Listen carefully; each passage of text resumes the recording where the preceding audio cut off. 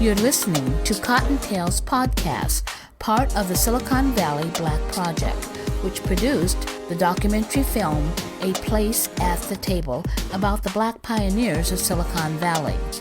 This documentary film, featuring African American professionals, entrepreneurs, technologists, and engineers from the past and present.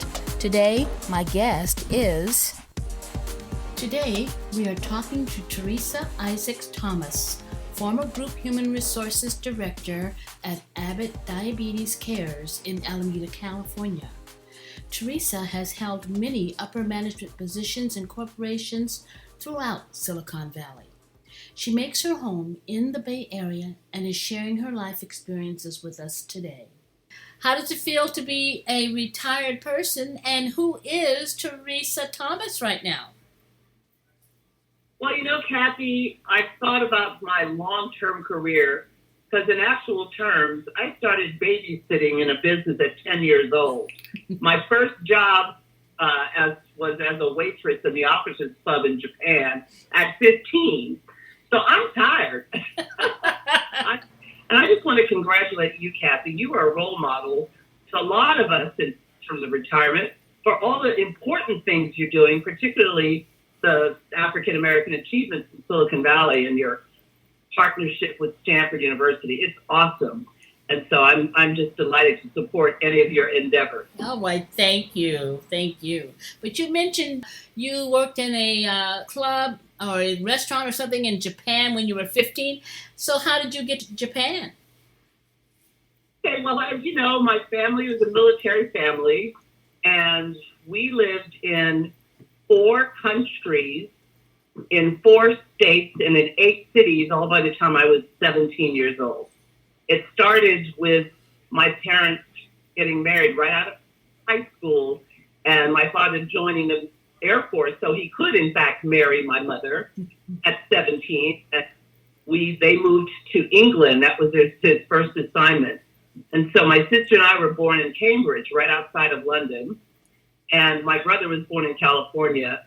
But from California, we lived in Germany, we lived in Japan, we lived in South Dakota, Massachusetts, Texas, as well as California. And on top of that, my parents, interestingly enough, since they both grew up in the same neighborhood that their parents and their parents' parents grew up, we always lived off base and we traveled everywhere. My father and mother would rent a VW van or bus, and we would go places like the Eiffel Tower in Paris when I was little, as well as to Dachau, a concentration camp. So they really shared everything with us. We traveled extensively, even in those places. But for me, it was always an adventure. I loved every minute of it. I felt, even though it was sad to leave your friends that you made over the last 3 years, we moved about every 3 years, I always was looking forward to the next place, especially those places outside of the U.S. Unfortunately, my siblings, especially my younger sister, didn't see it as such. They perhaps were not as comfortable as I was making friends quickly. I was always a bit of a precocious young child, and, I certainly loved meeting people. We embraced all cultures. My parents insisted we live off base. So our first trip to Germany, we were going to a German Sunday school and didn't understand anything for the first year or so, but we finally got it. So I also learned languages. I was fairly proficient as a kid in Germany and learned the language in Japan, Japanese. I took Spanish. So my father and brother and I are all linguists. We love language and especially connecting with people different from us. And so that really shaped, I think, my future career, because diversity efforts were a big part of what I did on top of other things. But for me, I always understood, because of our background, how to embrace difference and how to respect culture and how to learn the language and how not to be an ugly American, as many can be when they expect people in those countries to cater to them. So, when I think back about what I learned, some of the skill sets that I think carry forth through today, primarily was adaptability. I mean, we had to get up and go. We had to move into a house. My mother was 24 with 3 children, moving to Germany by herself while my father was already there. And so we were all adaptable. We knew how to pack fast and move. I also learned, and I didn't know if I called it that at the time, but how to make connections with all sorts of people. It was more than just being friends. It was really embracing people for who they were. And my father and mother did the same. We had Japanese friends, we had German friends, we had French friends, and that carried forth through both of their lifetimes as well as mine, because I traveled around the world on my own pretty extensively as well. So connections is something that I know even in my last job at Abbott, and we'll get to my job, people always called me the connector. And so I really kind of focused on where did that come from? And I believe it's that we were focused, we had fortitude, we had to wheel and deal. And I think that also instilled in me a great sense of confidence in who I was, because if I can adapt and wheel and deal as a kid living all over the world, I felt like I could do anything. And fortunately, even though I was going to dependent schools on bases with small numbers of people, like in my Japan, my high school was from 9th grade to 12th grade, 100 kids. I had great teachers that identified quickly that I was really academically inclined, I was curious, and I had intellectual curiosity. And it was because of a teacher in Japan, my high school English and history teacher, who insisted that I apply to Stanford when he knew we were coming back to Travis Air Force Base for my last half of my senior year. I really didn't know anything about Stanford. I wanted to go to school where my friends and Travis were going. And when I got a full scholarship, my parents said, hell no, that's where you're going to go. So, that led to me, having a life-changing experience at Stanford. It was very different from what I had ever experienced. I wasn't really aware of the prestige and the academic excellence. But when I got there, I quickly retreated a bit. It was very surprising to me. For my first 6 months, I believe I lost some of my confidence because I was interacting with kids who had gone to all these private schools, knew all about art and drama and movies and so forth. And so for the first 6 months, I was not quite myself until I realized, after I got a lower grade on my class that I was majoring in, I better stop. I said, you're only here to compete with yourself, Theresa. You're not here to compete with these other kids. And your experiences alone are invaluable and unlike many others. So I quickly got over that, and I've had an amazing experience there. I also had to work when I was in school, so part of my scholarship was work study. So I started working my freshman year for 10 hours a week up through 20 hours a week my senior year. I had a car accident in my senior year where I fractured my spine, and I was out for a quarter. And so I was desperate to make sure I graduated on time, and this was my second quarter of 3 for my senior year. But I did graduate on time, and I ended up with a 3.8 GPA. So I was very delighted, and delighted so that I ended up working for Stanford for 3 years after I graduated. What kind of work were you doing for Stanford? Well, my first job was in the Career Planning and Placement Center. I was an assistant director focused on coaching and counseling undergrad students who graduated in liberal arts degrees, like me, psychology, and certainly for those kids with English degrees or other degrees in philosophy that didn't necessarily translate to a professional job other than maybe teaching. It was a very interesting experience. One of the things that it helped me do through my ability to connect with people was to identify all sorts of companies. And I actually had a partnership with a person, and we had the first career fair at Stanford when I worked there. And we had probably some 50 companies from all over the valley, Silicon Valley, show up. It was really wonderful. And it allowed me, obviously, to build a network. Yeah. My second job outside of at Stanford was as the assistant dean of admissions. And I was working with a team to admit undergraduate students where I traveled all over the country to schools and kind of recruited and identified students that had the potential. I had a real focus on students of color. When I was a student there, I forget to tell you that I started with another student, the Black Recruitment Orientation Committee, where we had the first group of students that were accepted.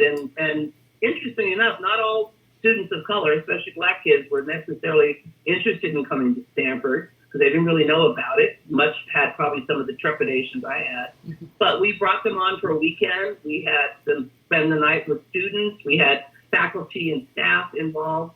And that's going forth today, that very effort that's now extended into a week-long activity, et cetera. So those are two lasting legacies that, I'm really proud and didn't realize it until maybe 10 or 15. The work I had done at Stanford, which really led to my first professional job, which was at Hewlett Packard in human resources. I started off in staffing and recruiting.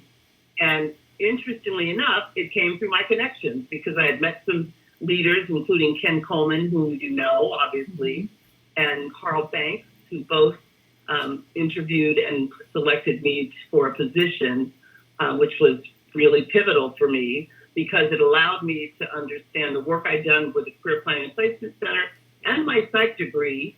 Although I was interested in clinical psychology with children, I wanted to work, but it was a natural fit for a human resources career. And in terms of my career, that I worked for Hewlett Packard, for Apple Computer, for Genentech, for Pacific Gas and Electric Company, for Charles Schwab, for Catalyst, which was a not-for-profit based in Manhattan, focused on women executives with Fortune 500 companies.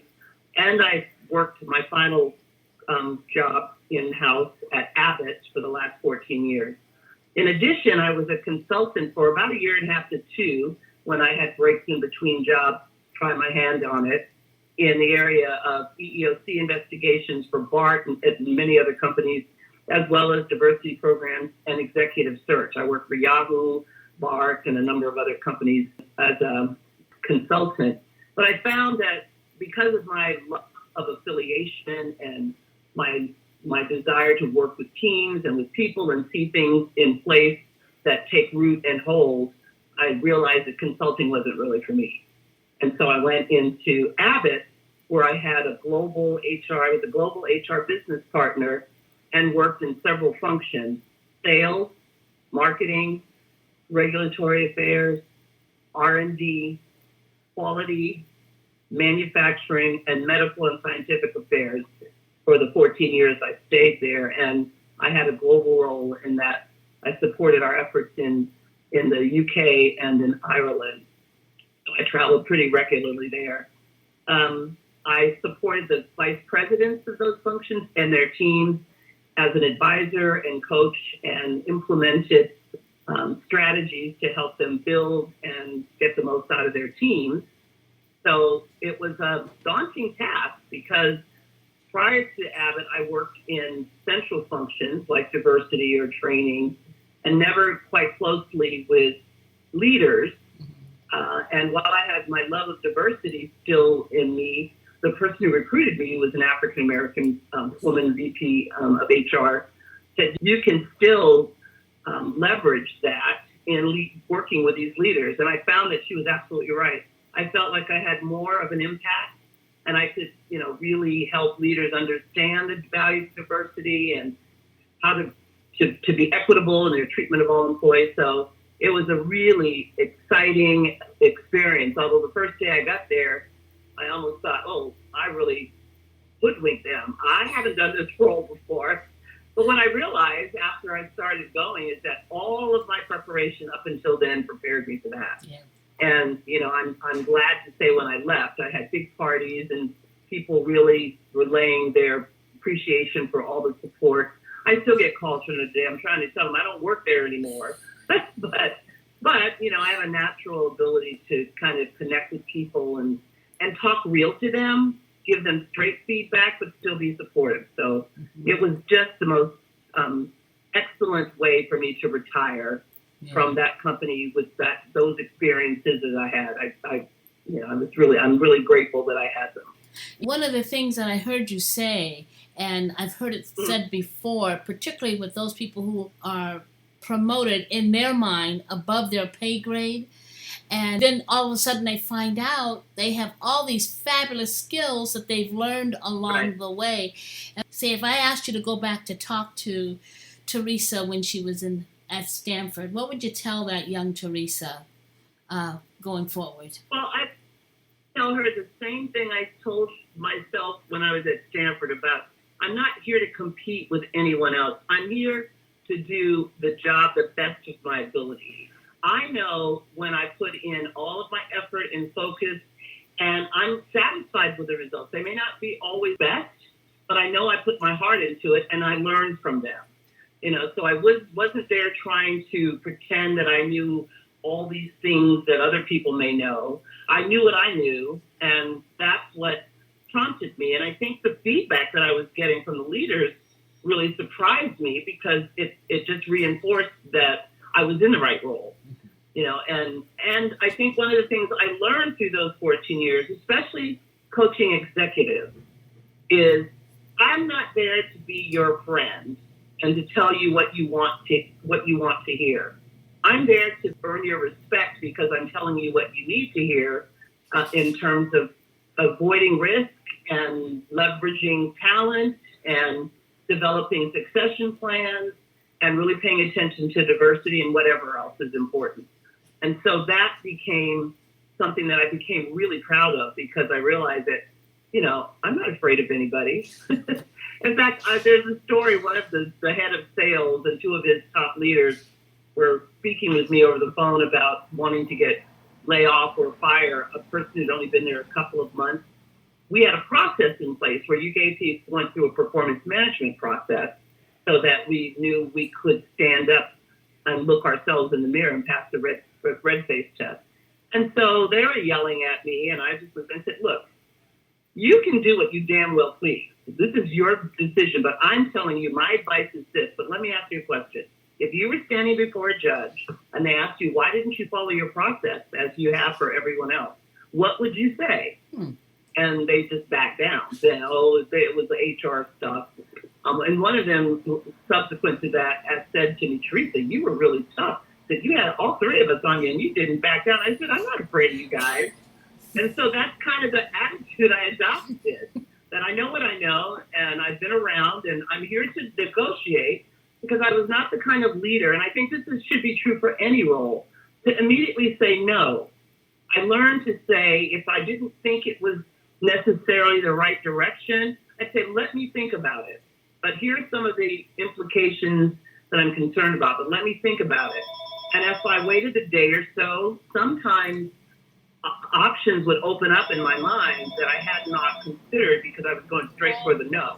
And that's what I think earned the respect of leaders, that, I'm not there to be the HR police. I'm there to help you figure out what you need to get done in the best way that makes the most sense and will keep us out of trouble. Right. And so I think in any career, and any leader should be able to stop and think and listen before they come forth with a solution, because you won't understand how the solution will work if you don't think about all the implications.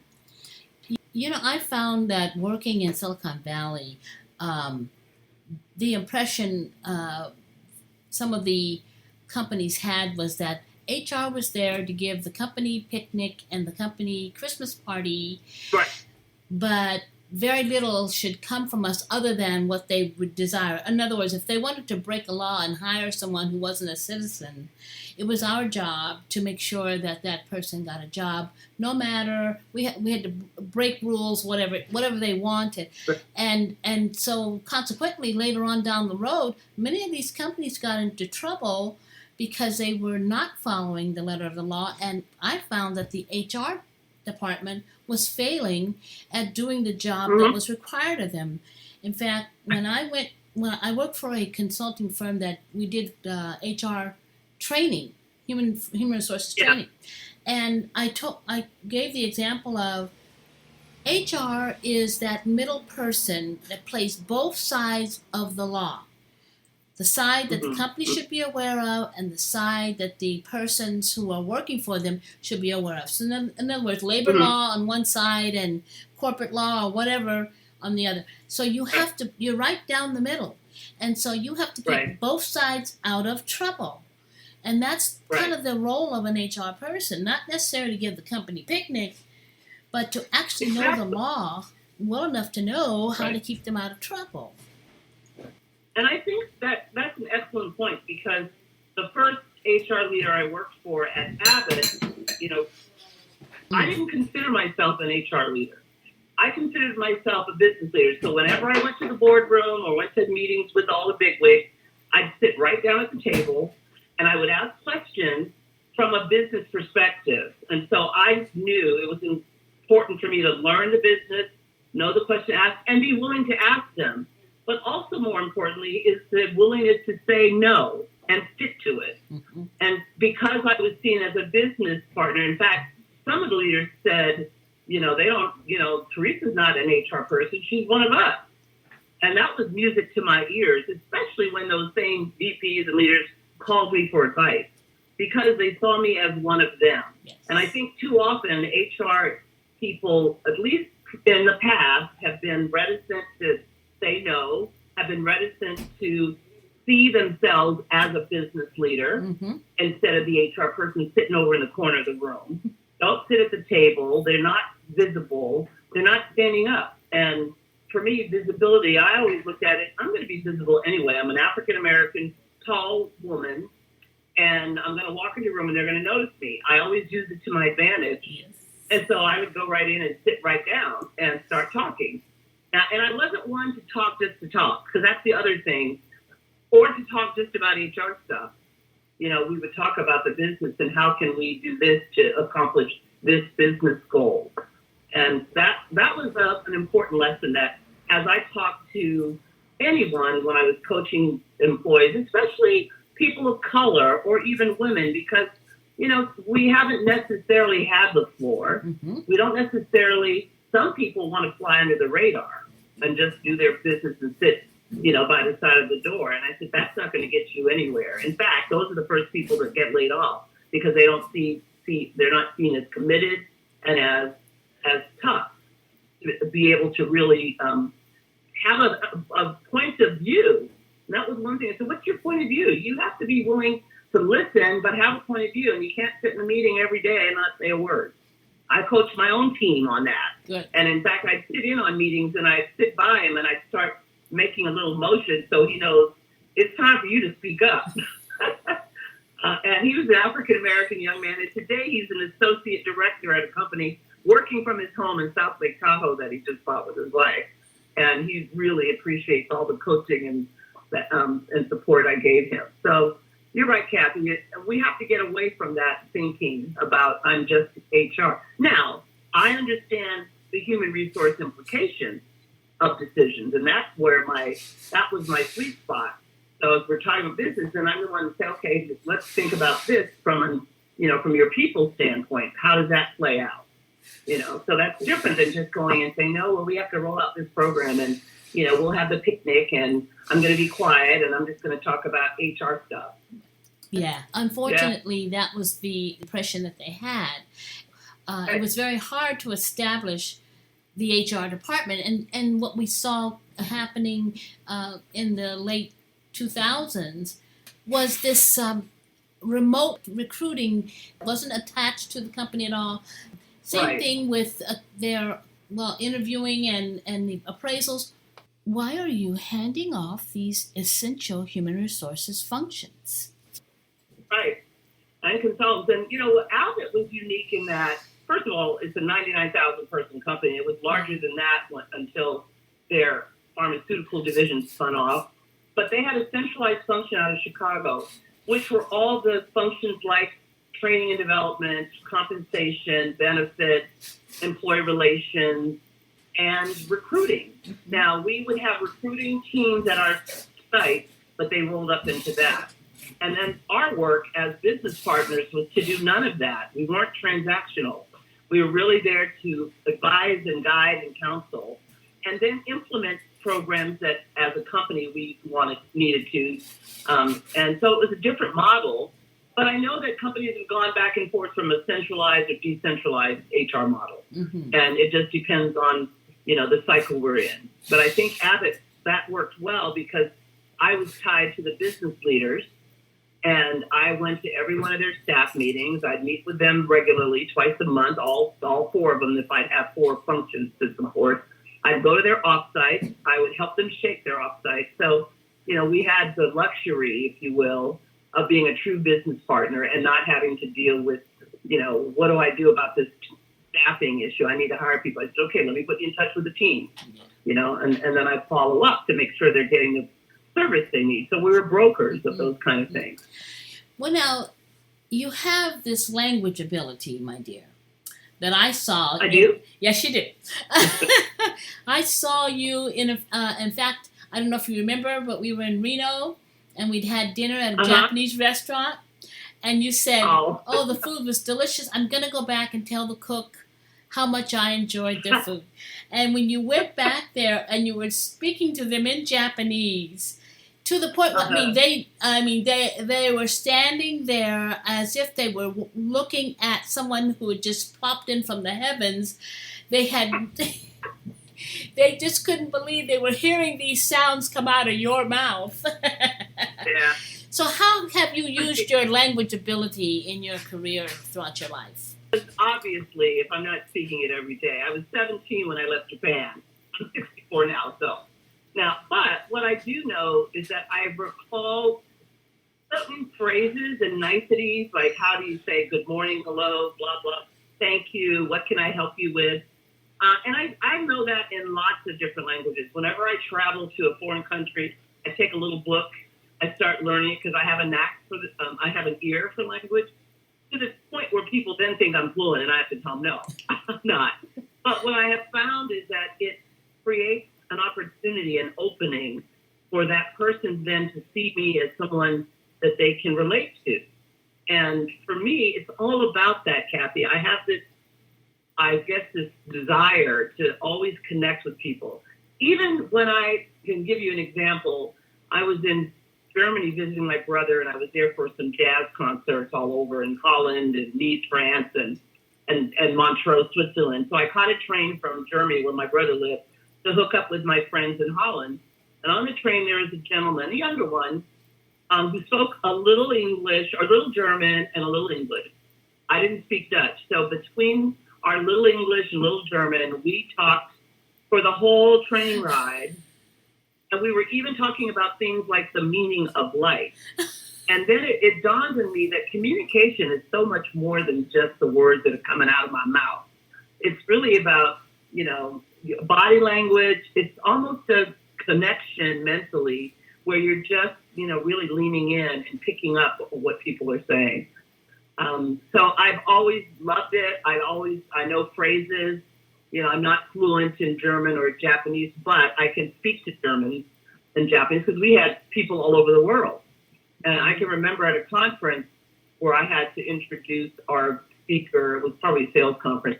I said hello in about 5 or 6 different languages, and everybody was just clapping.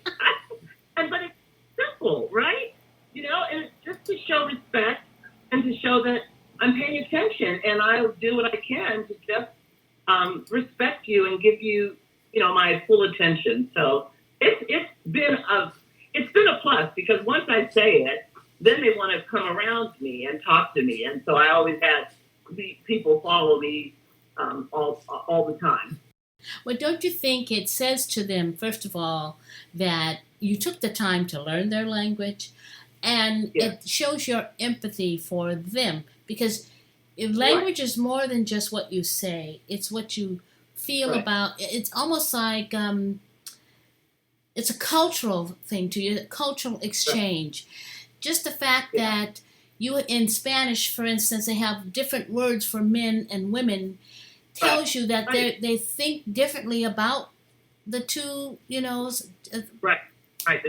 two sexes. Yeah, you're right. Empathy is a great word for what it is that you can share. And it's almost a feeling that, a connection in your gut. It's chemical. I would call it spiritual because if you communicate in a way to show empathy and interest and warmth and curiosity, then people connect with you on a different level that allow you then to do good things together, And so I think it's a very unexplored capability that people have, especially empathy. And Lord knows we need more empathy in this world, right here in our country. Mm-hmm. And it starts with our leaders. But, it's something that I've been blessed with. I still think I try to work on it, in terms of just stopping and thinking about where another person stands and how it must be to them. I learned it too when in Japan, for instance, because we were very involved with local people. My dad was a cop. And so he would know all the police officers or policemen in the local town because, of course, military people would be going off base. Right. And we went to a dinner at one of these cops' homes that really loved my father. And his wife served us, and she went to the back, and she didn't sit with us. And my mother was uncomfortable, wanted to get up and go back. And he said, no, this is fine. And so while it was uncomfortable, even for me at that young age, about gender identity, or gender differences, I learned that you have to respect the culture. And what happened from that exchange, that Japanese policeman asked my dad, would he be willing to let all of us go to his kids' school so we could talk to them, or they could ask questions, probably because they'd never seen any black children before. Mm-hmm. It was true in Germany. Some of the German kids, we went to a German school as well with one English teacher. They would want to touch my skin or my hair at 8 and 9. But you know what I felt? I felt like I was a star. I'd hold out my hand because I knew that it was different, and they were curious and they were smiling. It wasn't like, like the experience of African Americans here in this country when they're talked about for their hair and their skin color. There, I was a hit. And I used to tease my parents and say, I'm going to start charging money. Anyway, I know you'll edit that out. Maybe not.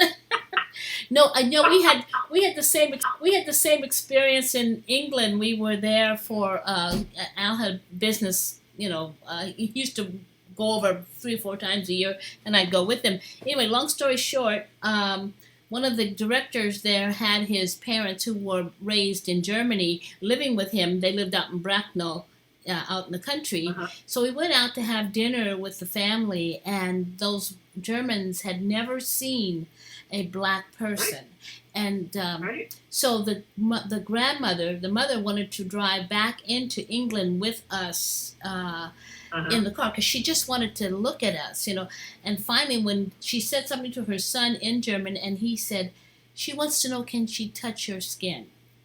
And I said, absolutely, yes, she can touch my skin. Because I felt, she'd never seen anyone like me. This was a lesson for her. And what she'll find is that I'm normal. She won't be afraid the next time she sees someone like me.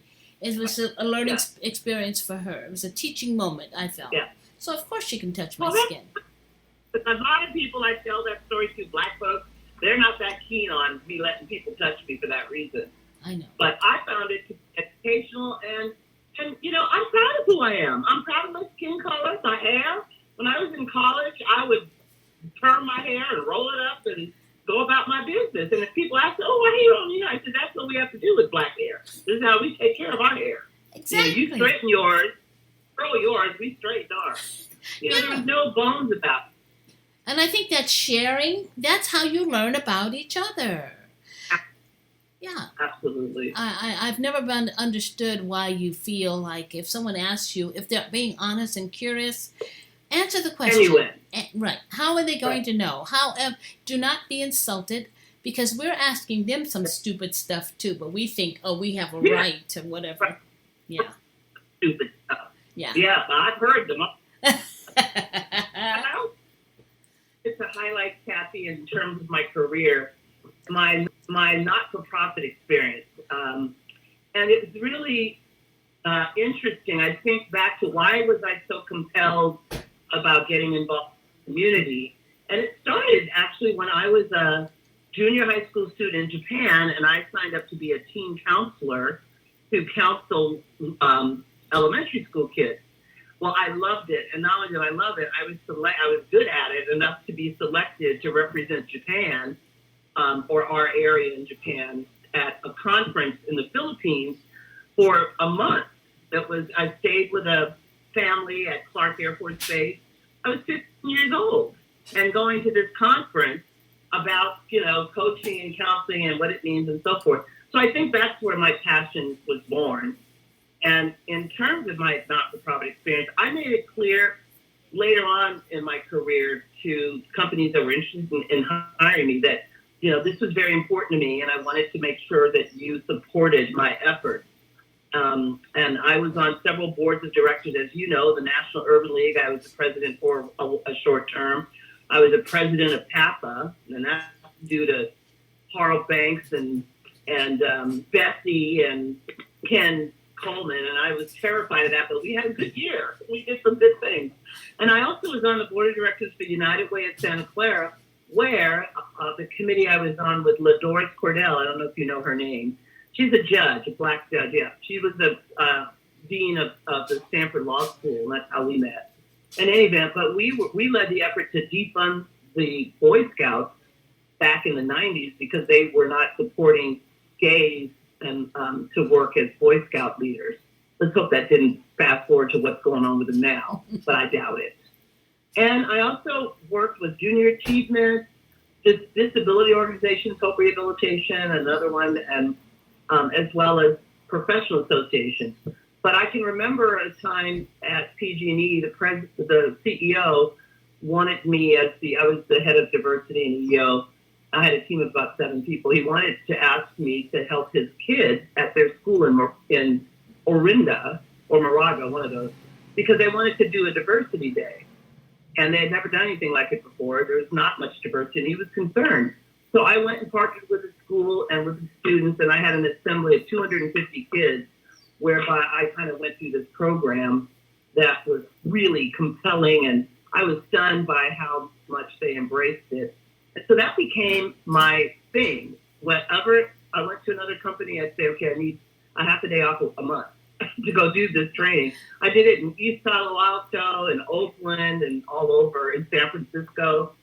And then unfortunately, when I went to Abbott for the last 14 years, I was so embroiled in that job, working long hours, traveling, that I really didn't do any of my community service work other than what we did as a company, working in some of the schools and science programs and so forth. And so as I thought about my, where do I go now? I feel like I'm going back to my roots and to my passion for supporting the community, especially youth. And now with all of this, COVID going on, it's keeping, me, of course, at home. So it's been like, hurry up and wait. And the Black Lives Movement matter has come full force. And so it's even made me ponder, instead of working just with kids, which is a passion of mine, this is an opportunity for me, and others like me with the kind of background I have, to get more seriously involved in changing culture of organizations that need the help, like the police department. And I'm exploring how to become a part of any implicit bias training to teach policemen, because my daddy was a cop. I know cops, and I'm not afraid of anybody. I could stand toe-to-toe with a cop. And I believe there are great cops. I believe there are bad cops, but I believe it's the culture that's the issue. And we got to start with the top. And so I'm going to reach out to Libby, Mayor of Oakland and other areas, eventually to say, hey, I have this background. I'm interested in helping. You need a trainer. Because my goal when I retired, Kathy, was to be able to work for free, to do anything I wanted to. Mm-hmm. I'm not in it for money. I don't want to work for corporate America. I don't want to be, an executive coach or consultant. I want to get in the community, and I'll do it for free. So that's why I was so excited to partner with you on the Stanford archives and the African American achievement.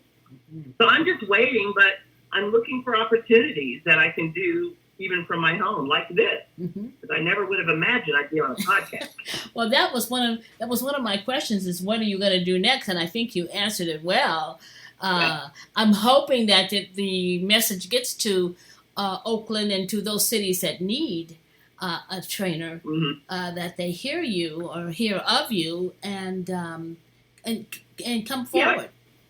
I also reached out to Michelle Obama. Valerie Jarrett and I were classmates at Stanford. Was his senior advisor, and she was at this reunion at Stanford last year and reached out to me. And so I thought, hey, I'm going to see what they're doing. And what the lesson is in that is oftentimes people want to do something, but they don't go right to the source. I will pick up the phone or send a text or an email to their organization and say, hey, here's who I am. I'll call Valerie Jarrett. I'll call the mayor's office. You got to go to the top if you really want to make an impact. And then I think about my background and my experience. I say, who wouldn't want me to help? Just to put it plainly, I think I have a lot of experience, and I'm not done by any means. I consider this, what I'm going into, as my third act. And I said, I have plenty to do. Are you kidding me? There's so much need in this world for those of us with some talent and some passion to really make a difference. Yeah.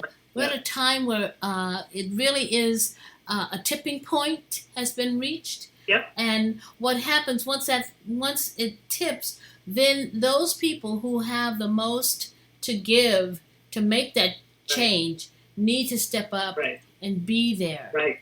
Yeah. Yeah, because this has taken years to get to, and it's nothing like I've ever seen, and it's still going on. Yes. Where people are still fighting the fight. And what I'm delighted by is that it's a multicultural coalition. It's not just Black folks marching about Black Lives Matter. I'm stunned at people putting it up on their, on their walls, on their garages of all races. And so I said, this is the time. And you're right. I hadn't thought of it like, let's bring together all the people that, have something to offer and want to figure out where do we go from here. There's all types of ways to be a civil rights worker. Now, my son asked me not too long ago, because, well, Mom, did you ever march?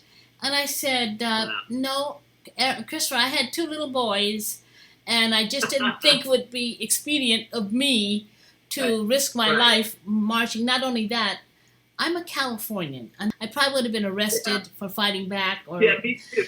Something like that. So, but my contribution was to show up every day in those jobs that I was the first one to get, and to make sure that people who looked like me got in the door behind me.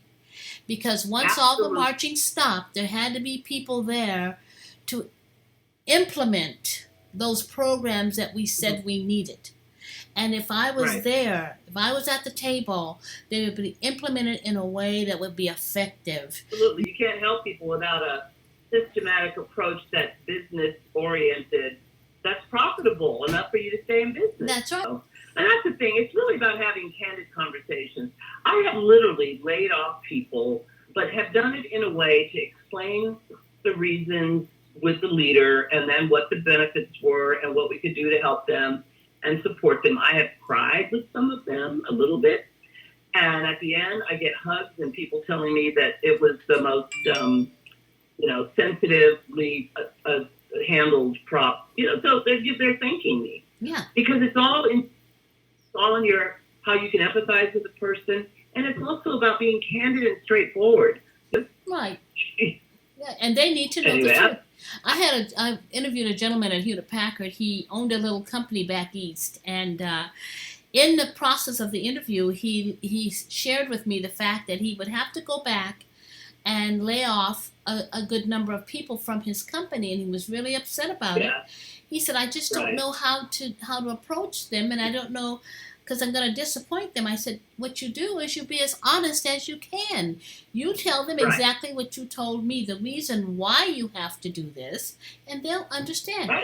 He got hired on at Hewlett Packard. He had been there maybe a month, and he came by my office, and he said, Kathy, I want to thank you. He said it was worked beautifully. The minute I told them the reasons, they all understood. They were sympathetic with me. And they said, if you ever come back, if you ever start a company again, we'd love to work for you. Because he had been honest up until that day. So why change your You know, style? and it's okay to say you're sorry that it's come to this, that this is just a business decision because we have these issues that we're trying to address. And Abbott was one of the most generous companies I've ever worked for. And, I've worked for great companies. I mean, it's like almost, no, I won't say, Yeah. but it's very generous Yes. in their, how they treat people when they have to part with them. Mm-hmm. Mm-hmm. There was something you didn't talk about, and that was the work you did at Hewlett Packard. Well, actually, HP targeted initially college hires as direct hires. Through the SEED program, where we brought them in the summer, 85% of hires for professional jobs were students for several years, and I was a part of helping to put that in place. And it really allowed for people to come in and be groomed into roles and be able to grow in companies, unlike other companies where people bounced around for their next promotion. Especially in the high-tech industry, there were no pensions and everybody had 401k, and it was like, okay, where can I go to make more money and get a bigger role instead of being able to be groomed within? And it was so successful that, I still hear from some of the students, because I brought that effort to Apple too. I helped with our summer hires. At Apple, we had a summer program that I think was initially launched by the Multicultural Programs Department because we wanted to target students of color. So we went to HBCUs and Hispanic schools, and then we would have to put them up, to find housing for them. But I realized that these Black kids coming from Tuskegee and FAMU, they didn't get a big response from the majority of the Apple employees. And so I made it a point. Every summer I had a student live with me. I said, I have to be more committed than just creating a program and hiring them. And then I got others to do that. But I think that companies clearly need to invest more. It's just appalling that we have students struggling to stay in college because of money issues, and then they graduate with no job to go to. So I also think companies need to do a better job of partnering with education. I think every single company should have a middle school and a high school that they support, that they provide service and materials and books, clean it up. We did that at a middle school. We went in and painted the rooms because the bathrooms had graffiti all over it. And these kids are going to these schools that look like they're in a war zone. So corporate America needs to do a damn better job of supporting education, especially now because we're not going to be hiring many people from overseas, which was the thing, the HB1 visas. And I just think that's one of the areas of passion for me too, is working with students and companies. And I always thought that might be a neat program to implement, adopt a school kind of thing. Mm-hmm. Mm-hmm. Let me thank you not only for your service to the community and to particularly the Black community, and also thank you for giving me your time today and sharing your thoughts. Thank you, Theresa, for sharing your love of language and life with us. Your career has taken many paths. As you say, this is just another beginning. Thank you for letting KC Digital Storyteller be a part of that awakening. And thank you for listening.